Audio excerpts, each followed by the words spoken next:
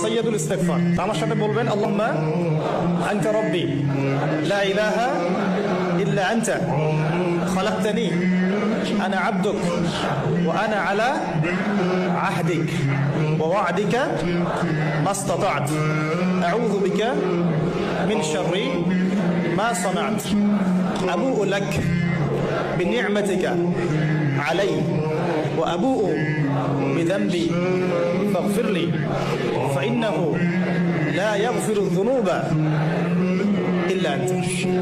এই যে দোয়াটা আপনি করলেন, নবী সাল্লাল্লাহু আলাইহি ওয়াসাল্লাম বলেছেন যে এই দোয়া পড়ার পরে যদি কেউ সকালে পড়ে রাত্রের আগে মারা যায়, জান্নাতে চলে যাবে। রাতে পড়ে সকালের আগে ইন্তেকাল করলে জান্নাতে চলে যাবে।